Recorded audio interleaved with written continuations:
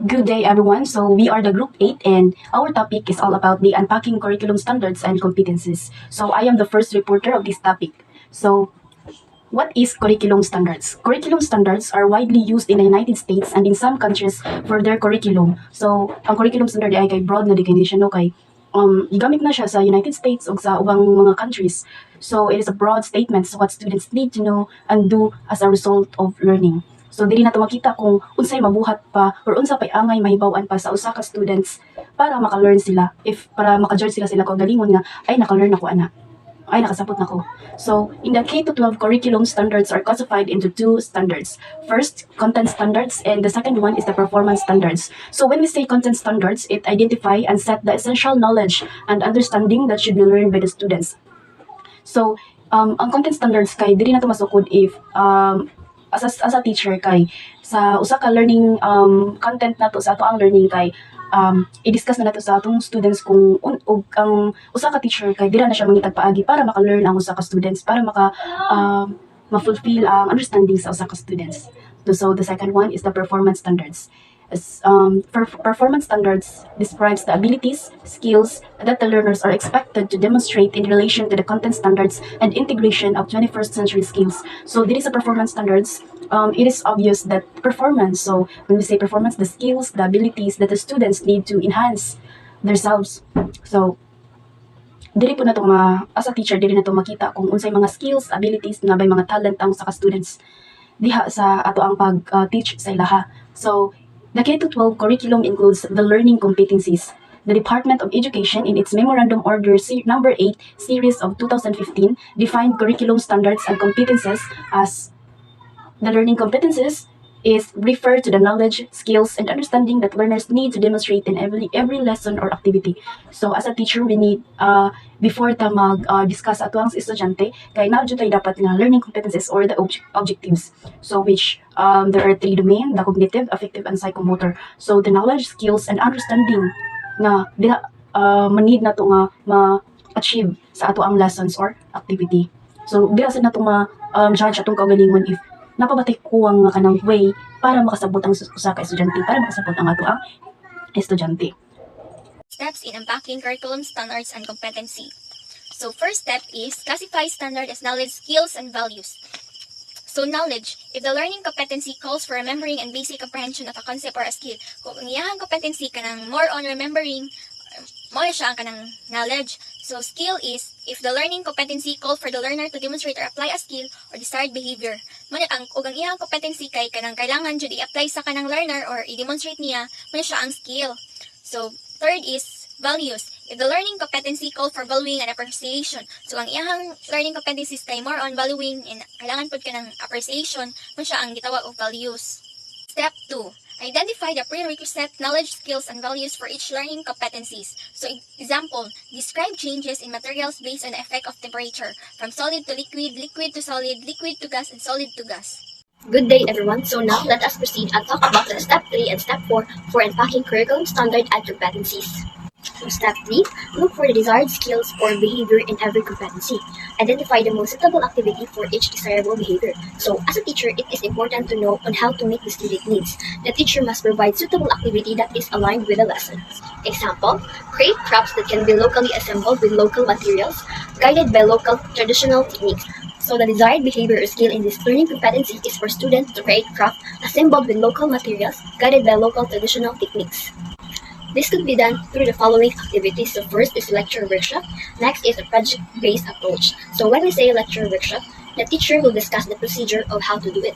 So this is the traditional way in which the teacher will discuss and the students will listen and take down notes. So while the project-based approach, this is where the learners apply the things that they have learned during the lecture workshop. So it can be done individually or group. Step 4, classify learning competencies to determine appropriate assessment tools. So this process is based on the words of Blackboard 1998. So we have 3 assessment tools. The first one is standard with conventional testing. Second, standard with performance tasks. Third, standard for continuing development. So we have standard with conventional testing or SCT. So these are learning competencies that require traditional assessment tools like quizzes and exam. This is a traditional assessment tool which evaluates what skills student can perform. This will determine if the student mastered the content or the lesson. So example, describe the characteristics of the sound, then identify primary colors. So next is standard with performance tasks or SAT. These are learning competencies that require performance tasks for assessment or authentic assessment. So the performance serves as evidence of learning. So the performance serves as the products of the learning as well. Example, perform example of Philippine folk dance. Next one is write an essay about a selected topic. So the last one is the standard for continuing development or SCD. These are competencies that focus on values and attitudes that cannot be assessed. So example, recognize basic human rights of a person. Second, appreciate the role of mathematicians in everyday life.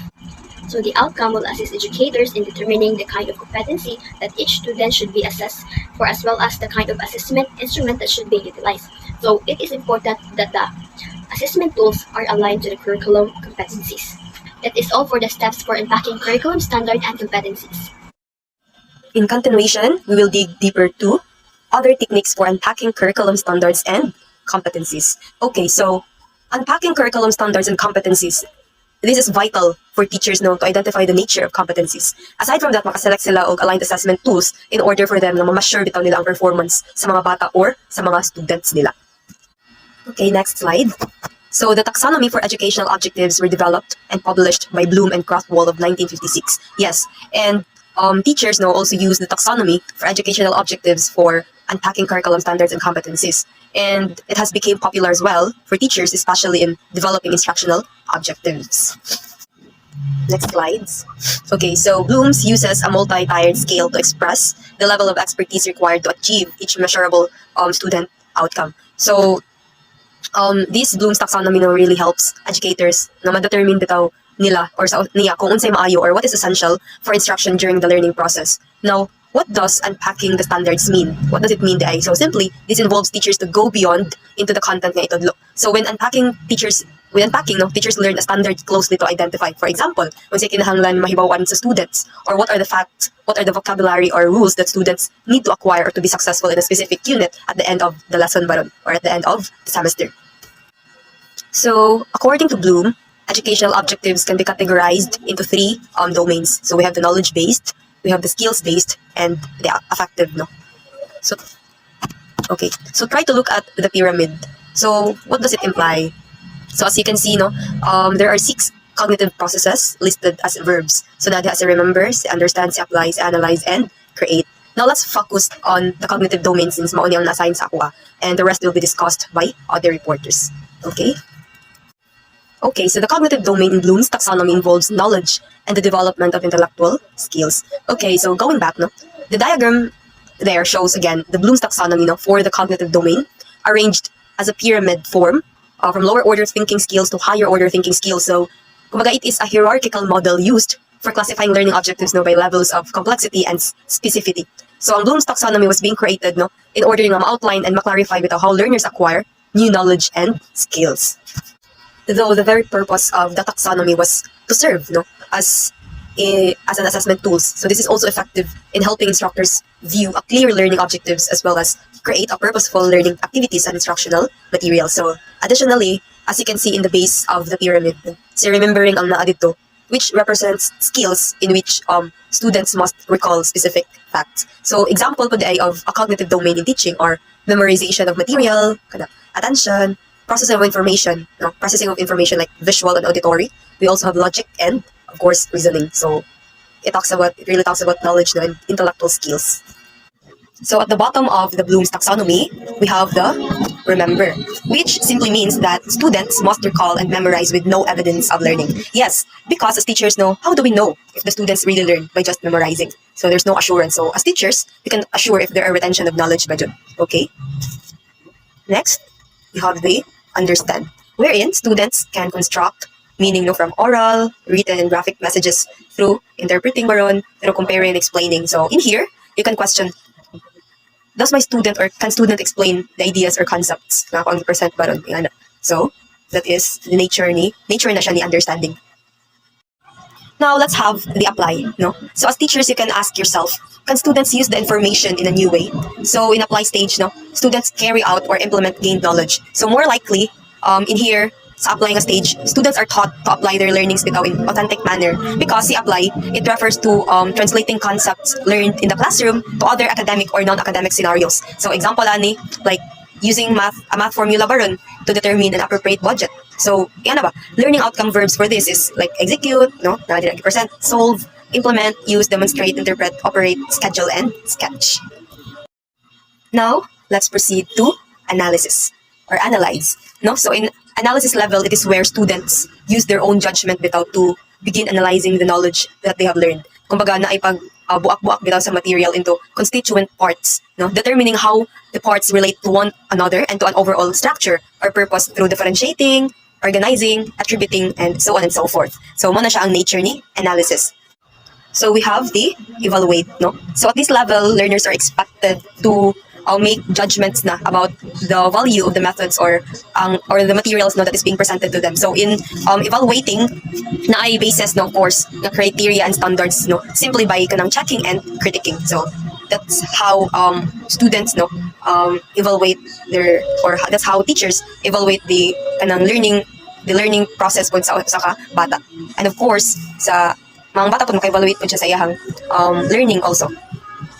Okay, so lastly, we have, alright, so we have the highest and advanced cognitive skills in Bloom's taxonomy. So we have the create, yes. So it is more on like putting elements together, you know, to form a coherent or functional whole. Yes, that's it. So create, this is the most complex stage of the learning process. Why? Because at this level, learners combine known patterns, ideas, and facts to create original work or formulate their own solution to a problem. So like in this stage without like students, like you as you are a student, no, you are required to work at this level, no. So in this level as well, so nana diri ang kumbaga the application no of the knowledge as well. So like dili lang kay for knowledge, dili lang for retention of knowledge, but also there must be an application. No? So in a more general sense, part of unpacking curriculum standards and competencies is to consider no, learners' characteristics. Apart from that, in here also, no, teachers can determine required skills and knowledge and incorporate this into delivery and assessment. So, moreover, it classifies competencies to determine appropriate assessment tool enabled to acquire quality of learning. So that ends my part. Thank you, class, for listening. Okay, so the next one is the affective domain. So it is one of the three domains in Bloom's taxonomy. It involves feelings, attitudes, and emotions. It includes the way in which people deal with external and internal phenomena emotionally, such as values, enthusiasm, and motivations. The taxonomy of the affective domain contains 5 levels, from lowest to highest. So we have the receiving, responding, valuing, organization, and characterization. So here are the 5 categories of affective domain: the receiving or attending, responding, valuing, organizing, and characterizing. Okay, so the first category of affective domain is the receiving or attending. It is an awareness of the need and willingness to hear selected attention. For example, listening respectfully to others, listening for and remembering names of newly introduced people. Keywords for content analysis include acknowledge, ask, attentive, courteous, dutiful, follows, gives, listen, and understands. So the second one is responding. So the learners actively participate in learning, including responding to various appearances. Learning outcome may emphasize compliance in response, willingness to respond, or satisfaction in respond. So for the example of this is the participation in class discussion. So muna to di ano katong while mag-discuss sa teacher, ang students kay kaning makig-interact with sila sa teacher sa kaning about sa discussion. Then the next other example is the presentation. So the presentation so muna diha katong mga activity, kanang mga reporting, di ba? Then another is question to improve understanding and compliance with safety rules. Okay, so the third one is valuing. It is defined as the ability to judge the worth of value of something, including specific objects, phenomena, behaviors, or information, and to express it clearly from simple acceptance to a more complex state of commitment. When a learner internalizes a particular set of values, these value beliefs can usually be expressed by explicit and identifiable behaviors. For example, is expressing convictions about the democratic process, being sensitive to individual and cultural differences, addressing value conflicts, proposing social improvement plans and fulfilling commitments, and information management of concerns. So the fourth category of affective domain is organization. So organization, it is defined as comparing and classifying values, resolving conflicts between them, and creating a unique value system with a primary focus on comparison, relevance, and integrated values.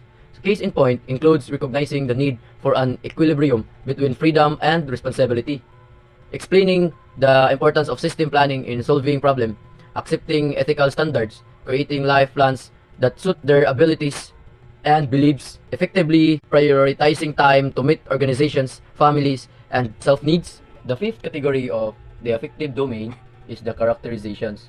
It is defined as the establishment of value system that controls learners' behavior, so which is universal, consistent, predictable, and the most important feature of learners. Teaching objectives involves individual, social, and emotional patterns that learners adjust.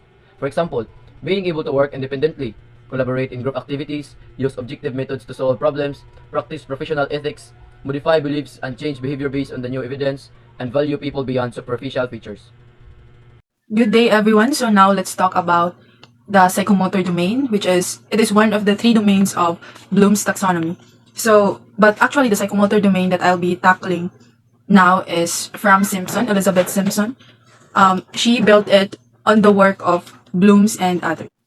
So when we say psychomotor domain, it is a framework used in education to categorize learning objectives. So the psychomotor domain focuses on the development of and coordination, the physical skills and coordination.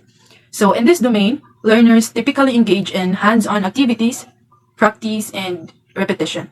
So in which the teachers are able to give feedback, they are able to guide the students in order for them, of course, to help the students' progress when it comes to physical skills and coordination. Psychomotor domain has several levels, which is it is arranged hierarchically from simple to complex. So from the bottom, we have perception. Next is set, guided response, mechanism, complex overt response, adaptation, and origination. First, let's tackle perception. So when we say perception, this is the most basic level where learners use their senses to become aware of the surroundings and gather information. So basically, perception is all about awareness. Example, you saw a group of people playing a volleyball. So you're using your senses. You're using your sense of sight particularly. Then you are aware that they are playing volleyball. So this is what you call perception. Next is set.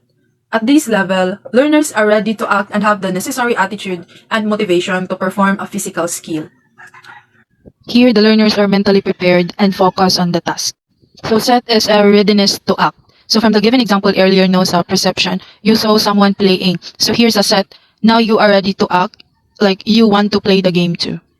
Then, the guided response. So here, learners imitate or follow instructions to complete a physical task.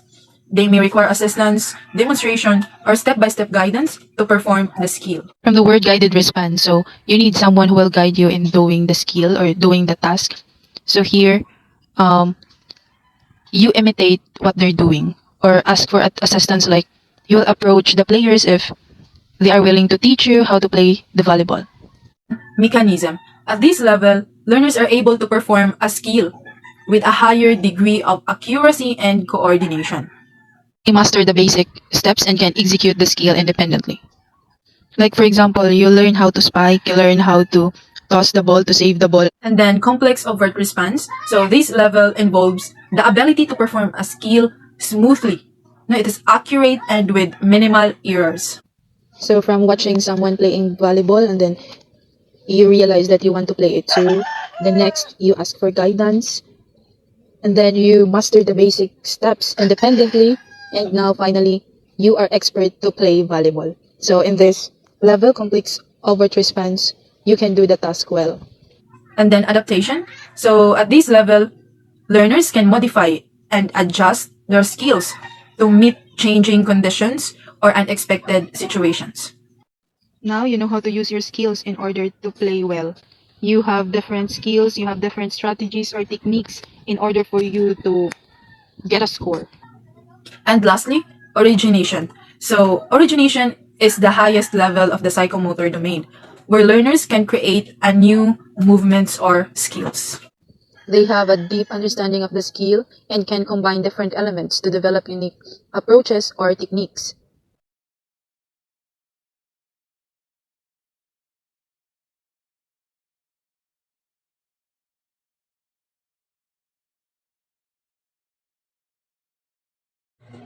So, Fink 2003 also presented an alternative taxonomy for categorizing different types of learning outcomes. It is known as Fink's taxonomy of significant learning. Fink presented his taxonomy for a systematic approach to course design that went beyond the usual focus on content. This taxonomy provided a model of course design that helps teachers to align goals with a method for assessing student learning. Fink's taxonomy encourages teachers to put more emphasis on active learning and relating course content with real-life problems. So, ang kaning Fink taxonomy kay gibuhat ining Fink kay para ma-encourage ang usa ka teacher to put more emphasis para i-relay ang usa ka activity or sa course content niya with real life problems para pud makarelate ang usa ka estudyante niya. So here, as you can see at the PowerPoint at the slide, we have here the taxonomy, Fink's taxonomy. So first, we have learning how to learn. So there are three: becoming a better student, inquiring as subject, self-directing learners. So unsa man ang pagkahibaw nga naka-learn na ta? So it is becoming a better students, inquiring about the subject, self-directing learners. Next is the foundational knowledge, understanding and remembering information and ideas. So usahay kanang through sa ato ang pagtuon kay makahuna-huna ta sa ato ang mga na-remember nga lessons, mga ideas, o makapuno sa taong information about ana. So the application. So diri na nato ma-apply ang atong skills, the thinking, the critical, creative, and practical managing projects. So sama sa kanang mga creative projects nato, kanang mga exhibits, dira nato ma-apply ang ato ang skills. Next is the integration. The integration is the connecting ideas, people, realms of life. So sa kanang by group nga assignments or activity baron kay diri nato ma dagdag ang ato ang ideas sa usag-usa, makakonekta sa atong mga ideas, then ato ma-judge nga ay kani akong ideas, kini iyang ideas, then if makakonect ta sa ato ang real life. So next is human dimension, learning about oneself and others. So kay bawta mo learn sa atong kaugalingon o kay bawta mo learn and respect sa uban. So last is the caring, developing new feelings, interests, values. So natay values sa atong kagalingon ug sa uban. Ug dapat dili na kay nato atong kagalingon dry hunahon, atong feelings dry hunahon, dapat ang feelings sa uban ato pang i-consider.